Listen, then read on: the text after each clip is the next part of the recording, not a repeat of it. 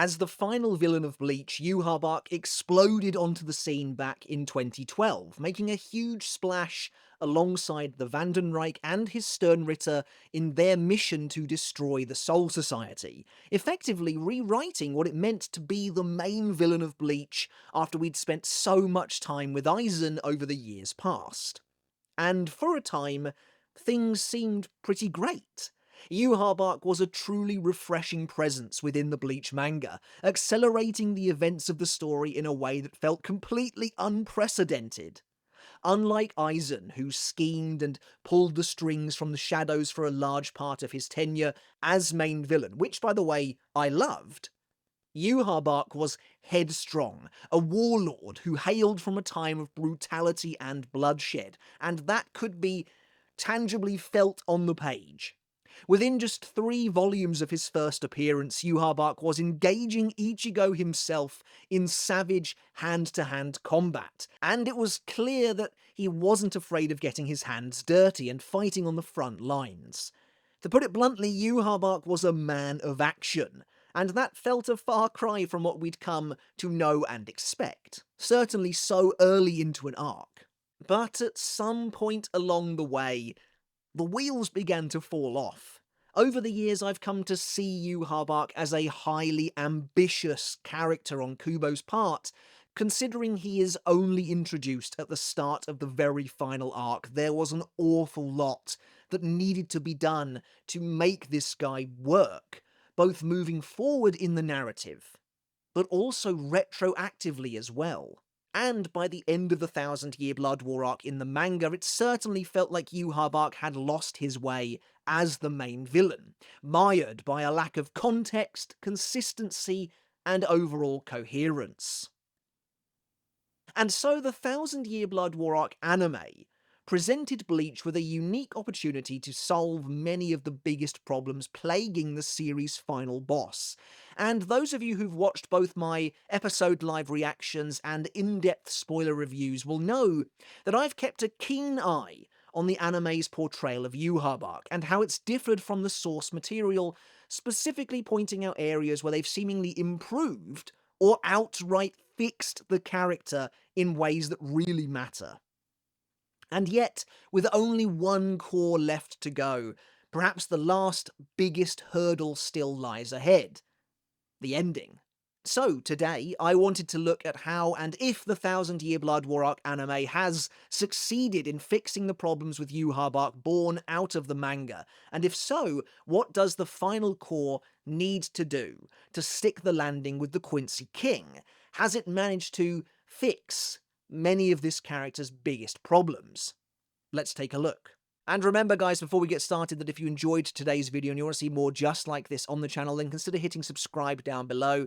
It does help out a lot, it does increase the reach and the visibility of the channel, and I'd love to hit 300,000 subs by the end of the year too. So if you enjoyed the video, please do consider supporting the channel by hitting subscribe today. Also, if you want to take the support for the channel another step further, consider checking out the Patreon, a link to which you can find in the description below. Again, your support would be massively appreciated. And of course, there will be some spoilers for the end of the 1000-Year Blood War arc of Bleach in the video to follow. So, what exactly were some of the problems with Yhwach and his characterization following the conclusion of the manga in 2016?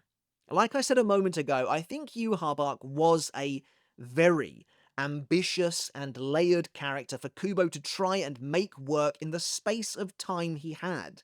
And I also think Kubo got an awful lot right with the character as well. It's important to remember that.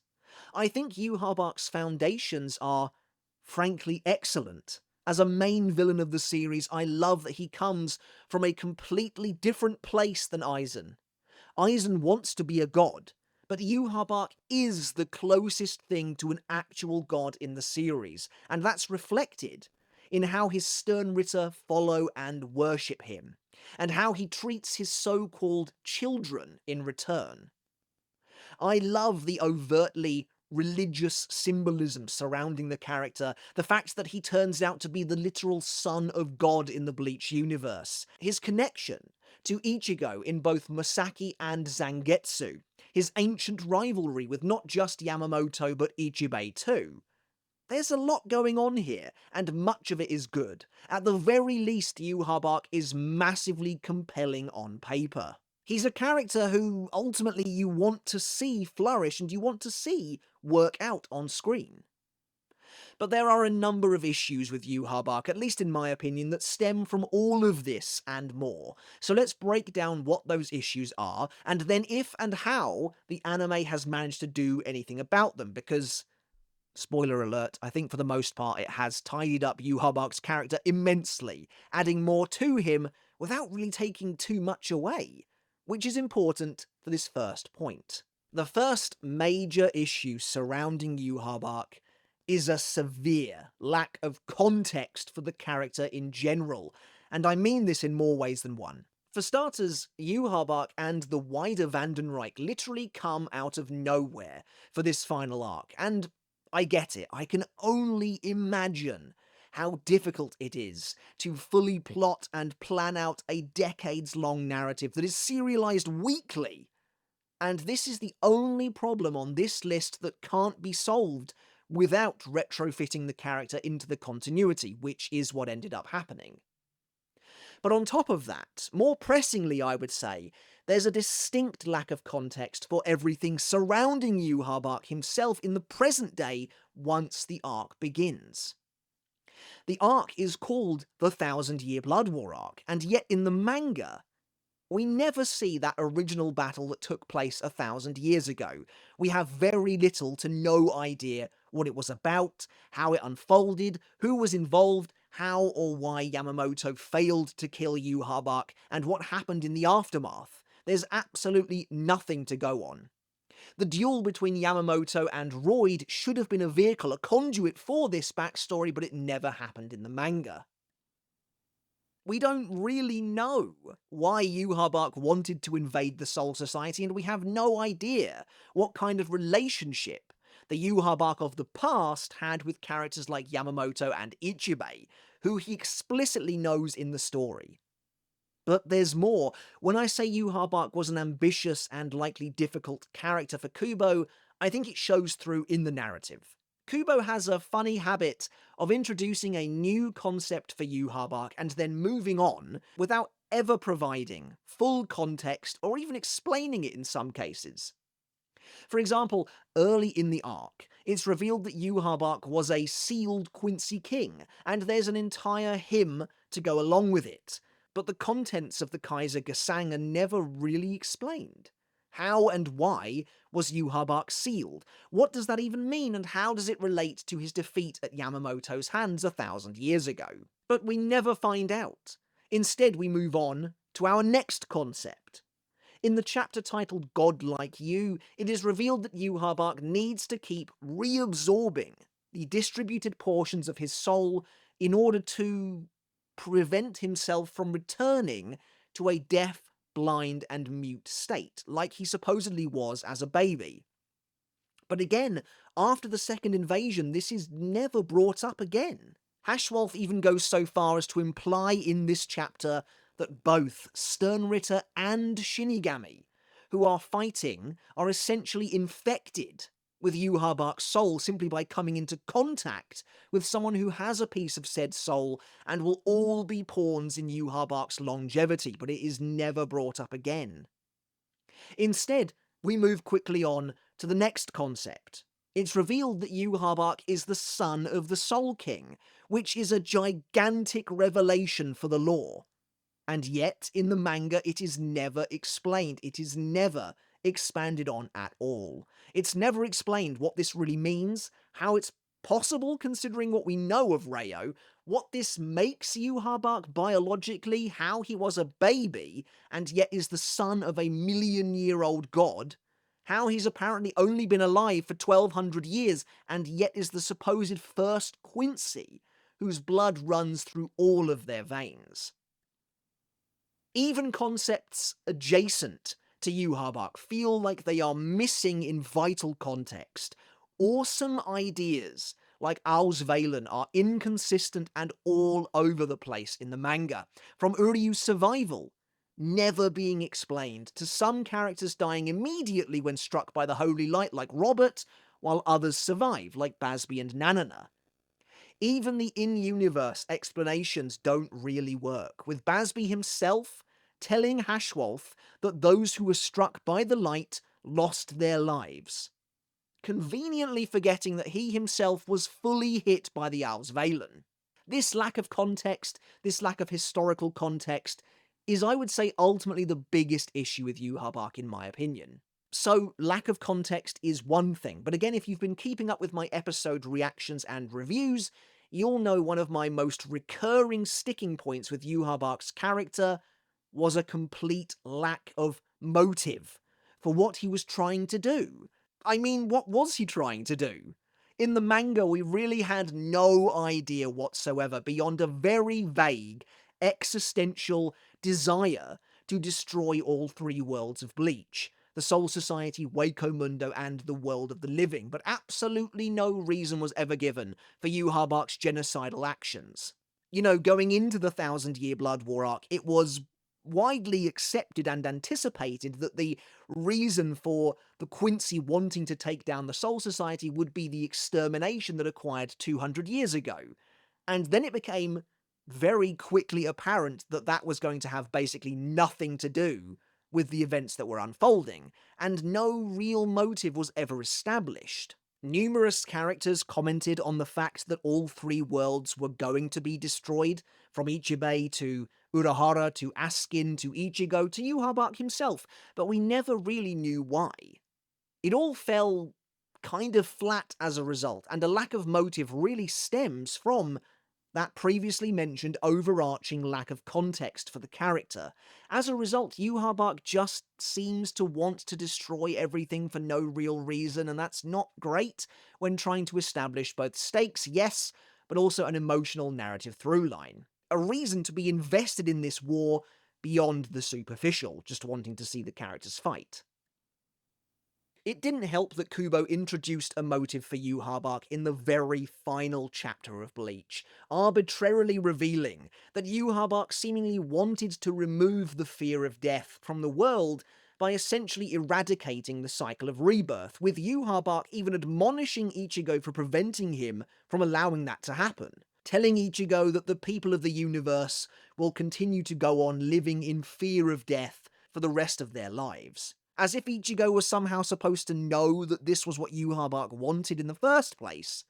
Aizen even offers a counterpoint perspective in that very same finale, musing that if Yhwach Arc got what he wanted, people would lose their reason for living in the first place.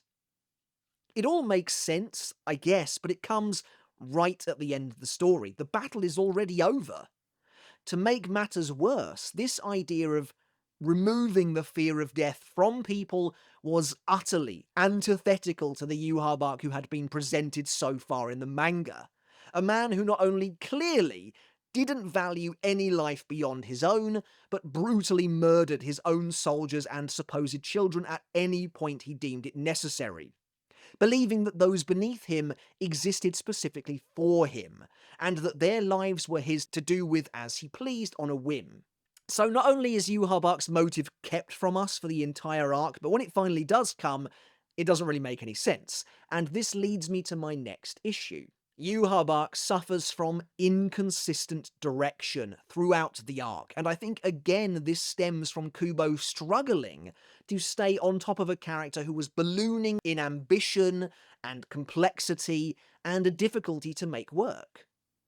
A great example of this comes when Yhwach Arc successfully kills Ryo in the manga. Again, we didn't know what Yhwach Arc wanted, so it kind of just seemed like he wanted to end the Soul King and destroy the three worlds. Except in the manga, Yhwach Arc then gets angry about the fact that the right arm of the Soul King is defying him in that moment, and so, arbitrarily in that moment, decides to take the Soul King's power for himself, as if to spite his father, becoming the new Soul King for no other reason, thereby preventing the worlds from collapsing and seemingly going against his original vision. That's the crazy thing when you take a step back to look at it. Everything in the Varvelt arc, from Yhwach Arc absorbing Ryo's power to transforming the palace and beyond, all of it happened on a whim. That was seemingly never his plan, never his endgame, and he only took the Soul King's power for himself because the right arm ticked him off in the moment. Yhwach Arc's overall characterization changes dramatically throughout the arc as well. At the start of the video, I mentioned how awesome it was that Yhwach Arc was a frontline warlord, a conqueror, and someone who liked to get involved and push the story forward. And that's true for a time.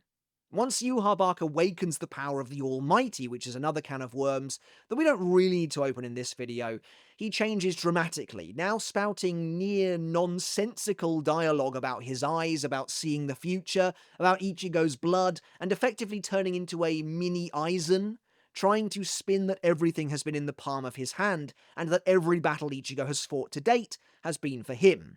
It was immensely frustrating at the time, considering Yhwach Arc held the keys to so many answers that we wanted to know, and yet he became a master of saying absolutely nothing over the course of saying a lot.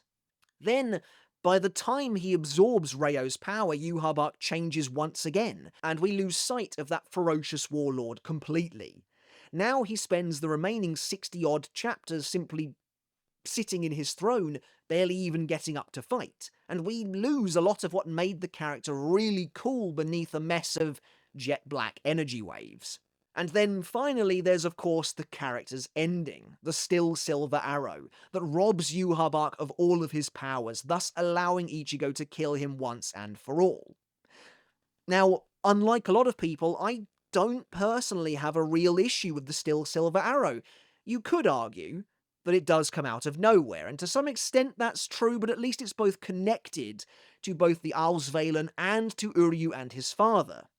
For me, this connection helps the arrow to land emotionally, and I think it's a fitting means of defeating the Quincy King. The real issue comes from the fact that it flat out doesn't make any sense for Yhwach Arc to not see Uryu shooting the arrow in the first place. Also, there are the usual problems that come with dealing with time travel or a time-focused ability of any kind. If Yhwach Arc lost all of his powers in the moment of his death, which he had to have done so, it was the only way for him to be killed and not to come back, how was he able to attack Ichigo, his friends, and the Gotei 13 10 years in the future? Wouldn't that imply that Yhwach Arc never lost his powers in the past, and therefore was never defeated or even killed? For that to take place in the future, Yhwach Arc on this timeline needs to be active in the past, but for Yhwach Arc to be defeated at all, his powers had to have been stripped from him. And if his powers were stripped away at the moment of his ultimate death at Ichigo's hands, how could they then return after the fact? Yhwach Arc can no longer rewrite his future death as we see him do in that same chapter, 684, if he dies with no powers, surely. And if a Yhwach Arc of the past can prevent this from happening, then he's completely unbeatable, and they should never have been able to stop him. If Ichigo and Uryu were successful in killing Yhwach Arc in the manner they were in the manga, shouldn't that have wiped out any possible futures on this timeline where Yhwach Arc returns? Can't For Your Own World, of course, notes that Yhwach Arc's body is kind of left in a suspended state between life and death, and in my opinion this is likely due to him being immortal in some sense as the son of the Soul King. Again, we need an explanation. But even so, if he's capable of still using his power in this way, then why wouldn't he just return to wreak more havoc? The ending is undoubtedly messy, and this is of course where Cour 4 can hopefully clear things up for us. And now, because I want to have a more positive spin, what has the 1000-Year Blood War Arc anime fixed in regards to the characters so far? Well, as it turns out, quite a lot. The good thing is that the anime team, with Kubo's complete oversight and supervision, has clearly identified many of these problematic areas with Yhwach Arc's characterization, and so much of this character has been fixed, streamlined, neatened up, that honestly the anime version of Yhwach Arc feels like the complete package already, compared with the manga one. And I'll hold my hands up, I'm an unabashed 1000-Year Blood War Arc manga apologist, but it's a little like how I feel about the anime's portrayal of Uryu in this arc. No matter how you spin it, there's just no doubting that it's the ultimate version of the character at this point, and the same is true of Yhwach. If we look at that list of problems with the character that we just laid out and then see what the anime has done to course correct things, well, we're starting with the big one, a lack of context. And while the anime can't do anything about the fact that Yhwach appears out of nowhere, it has made enormous strides in ensuring that Yhwach fits much more neatly into the lore, and fleshed out both his relationships and his timeline. Brand new flashbacks have shown us so very much. From that original war 1,000 years ago to which the arc takes its name, whose omission from the manga is so incredulous, to the days of the Lichtreich, and yes, even brief glimpses at a time long before that. We've now been shown Yhwach's original assault on the Soul Society, how he brought the full force of his empire to their gates and was met by the original Gotei 13. We've seen how, with his back to the wall and his army crushed, Yhwach lost everything. How Sasakibe literally stabbed him in the back and Yamamoto dealt the final blow. Though admittedly what actually happened to Yhwach in the aftermath here still needs clearing up. We've seen the lead up to this world-altering conflict in a brand new light as well. An expanded version of Hashwalth and Basby's backstory shows us that Yhwach was indeed a power-hungry conqueror, who decimated and sacked the Quincy nobility around what is ostensibly medieval Europe, before uniting everything under one banner as the Lichtreich. We've even seen Yhwach's original meeting with Ichibei, where Ichibei proposed a peace treaty between the two people. This flashback is perhaps the single most telling of them all, revealing all at once how Yhwach did once, a long time ago, genuinely feel for the Quincy people, feeling their pain and suffering, their fear of death, as their souls returned to him from all across the land, and his disgust at the true form of the Soul King, the revelation that likely drove him to attack the Soul Society in the first place. This entire sequence adds so much to Yhwach's character. Where Pernida came from, what happened to the Almighty prior to Yhwach's invasion, how Ichibei knew the Quincy King, and more. And then, most recently, we've been given truly tantalizing glimpses at Yhwach's earliest days in the Primordial Sea, with his mysterious father Adnias, which led to the creation of the Bleach universe as we know it, including Yhwach being seemingly cast into the newly formed cycle of rebirth, the existence that he now wants to end. Now, I'm still hoping for a little more on this. In fact, it's my number one request for the final Cour. For Yhwach's character to truly feel complete, I think we need a full flashback detailing this earliest time, detailing what happened to Yhwach in this critical moment, and the Soul King too. For example, if Yhwach's meeting with Ichibei is his first time seeing what his father now truly looks like, why was the young Yhwach crying in the Primordial Sea? He was so clearly witnessing something terrible. Maybe, since entering the cycle of rebirth, he's forgotten what happened to his father, a terrible fate that unfolded before his son's very eyes, before he was then cast into this new existence, or he was simply crying at the fact that his father seemingly wanted to abandon him. Either way, we don't know. Some of the disparate concepts that I mentioned earlier in the video are still present in the anime.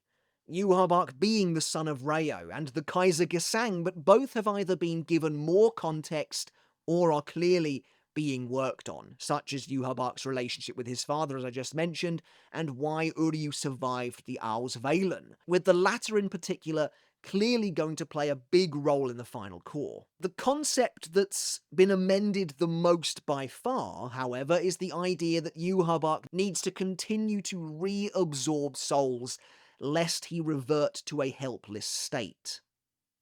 Some have taken issue with how godlike you has been adapted in the anime, and I do understand that, since godlike you was really the only concrete look we got at any kind of character building and backstory for Yhwach in the manga.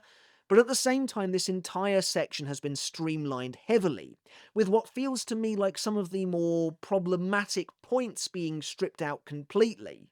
In the manga, it is said that Yhwach was born into this totally helpless state. He couldn't speak, he couldn't hear, he couldn't see, he couldn't move, and he could only escape that state by giving out portions of his soul and then reabsorbing them upon the recipient's death, which always happened faster than expected because they've essentially made a deal with the devil, so to speak. Most of that has been completely stripped away.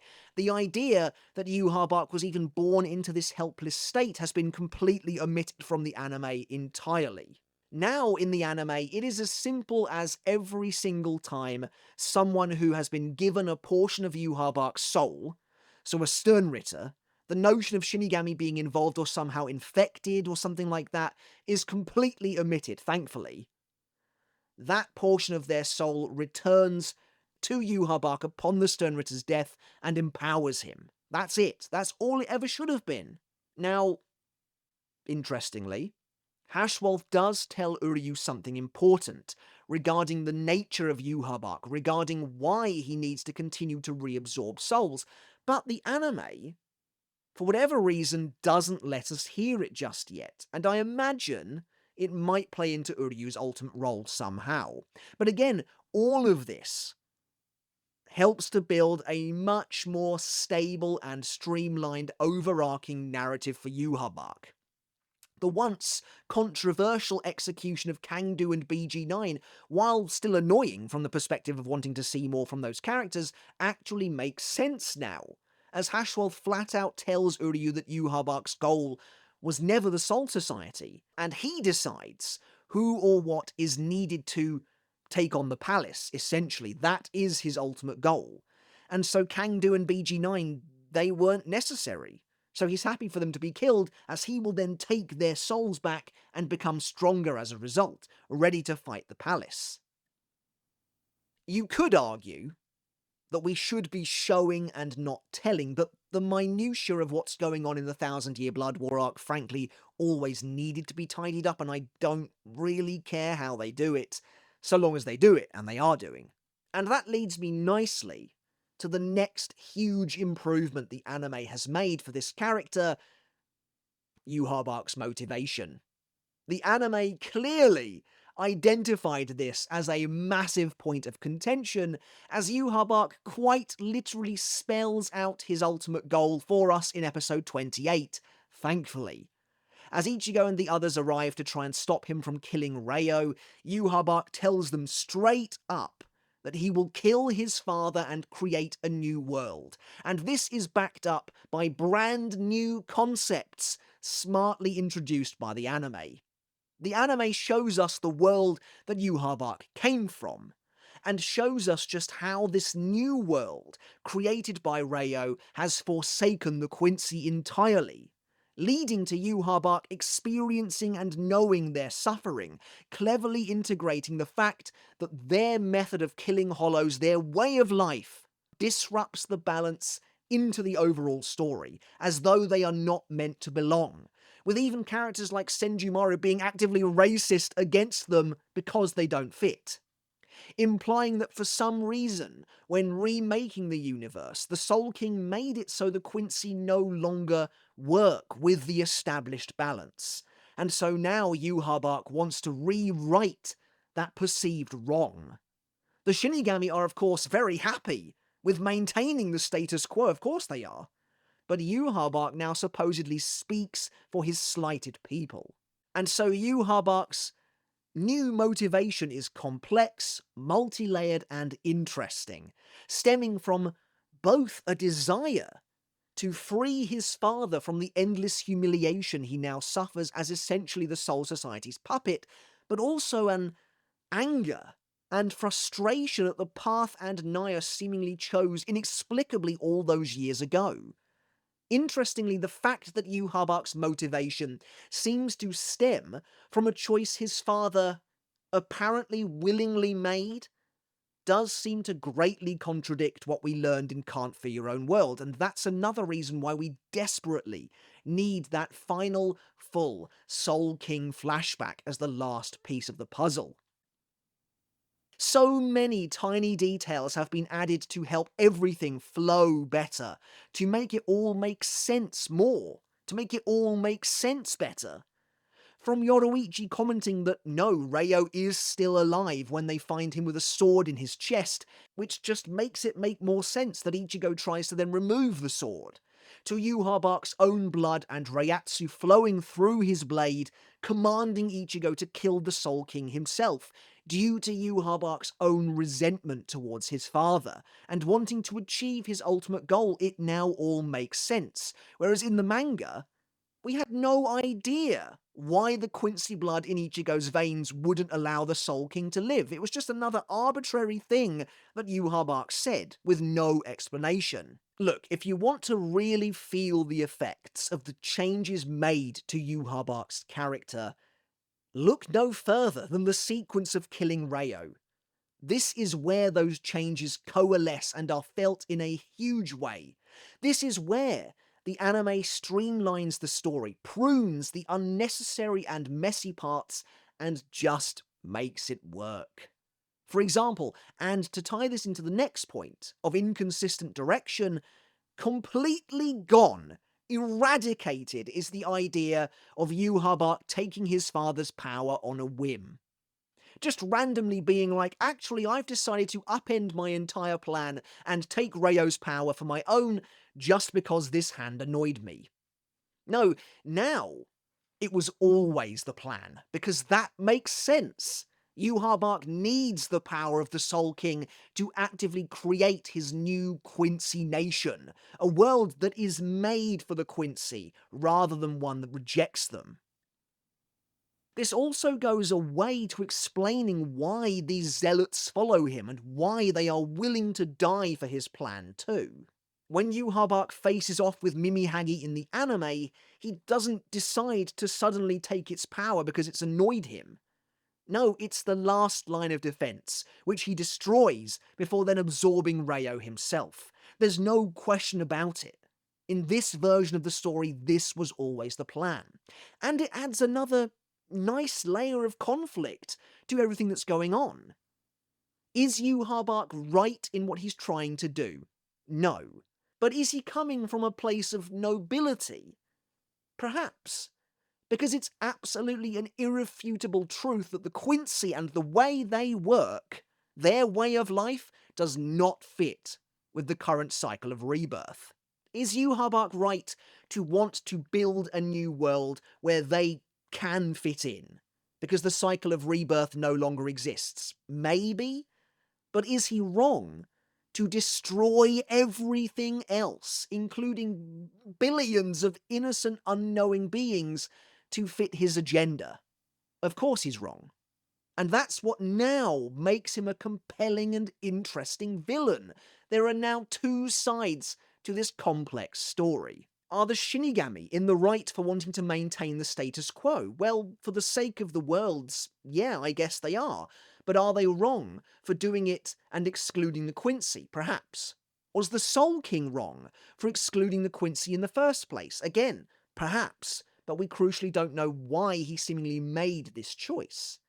Or it's simply a case that the Quincy are an aberration who could never have fit in, but then that doesn't seem to be their fault. And to top it all off, Yhwach needed Ichigo to do this. He needed a perfect hybrid of all races to break the Soul King's seal, thus allowing Yhwach in. It all works so much better and comes together so much better to actually make sense. The Quincy King now actually has a plan, because guess what? He has a motive.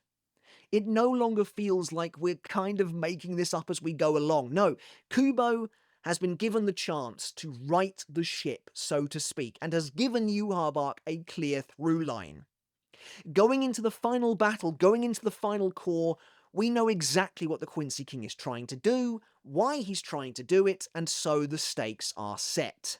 Hell, the anime even goes a step further to try and cover all bases, explaining why Yhwach doesn't just collapse the worlds immediately upon gaining the Soul King's power. Having created his new base in Varvelt, we see that Yhwach spends time continuing to struggle against both Ukitake and Mimihagi, and Mimihagi's power is only broken at the end of Core 3.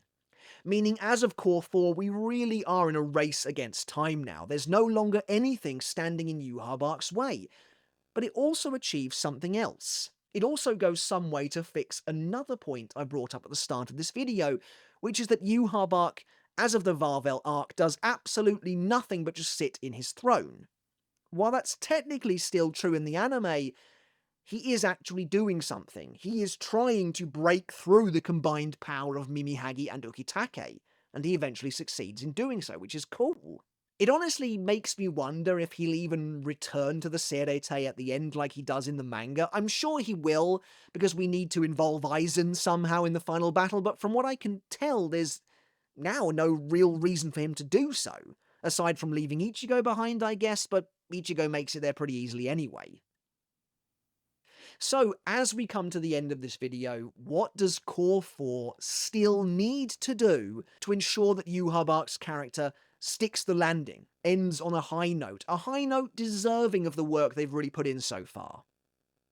Well, I think a lot of it is going to come down to the new material they add to the core, which of course we don't know the contents of yet. I'm very optimistic that we'll hopefully get the full flashback showing us Yhwach's origins, the origins of the current state of the world of Bleach, and why Adnias made these decisions. Why he seemingly decided to forsake both the Quincy and his own son, and why he split the world in the first place, creating the cycle of rebirth. And when it comes to the ending, well, it's clear the anime is still planning on using the Still Silver Arrow in some way, and has actually taken steps to foreshadow it earlier. And again, I've got no problem with that. But the anime does need to explain how Yhwach doesn't see Uryu firing the arrow in the first place, and I think it's going to do that. I think that's all going to tie back into how Uryu survived the Owl's Valen, how Katagiri was involved, and how he surpasses Yhwach's own powers. But yeah, that's it for today's video, guys. As always, I do hope you enjoyed it. Let me know your thoughts down in the comments below. How did you feel about Yhwach as a character in the manga? About how he evolved over the course of the storyline, over the course of the narrative, his own plan, his motive or lack thereof? Let me know your thoughts down in the comments below, and how you feel the anime has fixed or changed this character. Crucially, are you happy with the anime's version of Yhwach so far? How do you feel about my analysis of both the problems and the fixes that this character has currently undergone? And what do you think Core 4 still needs to do to ensure that Yhwach sticks the landing? I'd love to hear all of your thoughts down in the comments below, so do please let me know. Alright everyone, once again, thank you so very much for watching. I hope you enjoyed today's video, and I hope you took something of value away from it as well. Remember to hit subscribe if you haven't done already. You want to see more videos just like this on the channel. About 33% of my current viewers aren't subscribed, so if you're part of that remaining final third, please do consider doing so. You can be part of the push to reach 300,000 subs by the end of the year. I really would appreciate it. And speaking of appreciation, check out my Patreon as well, where you can support me for as little as $1 a month, just like everyone on screen is doing. A huge thank you to all of the new Patreon supporters, as well as all of the existing ones too. You guys are helping to keep the lights on here on the channel, and I really do appreciate it, so do consider supporting me over there as well. It does mean the absolute world. Alright guys, but until next time, I'll catch you later, and I'll see you then.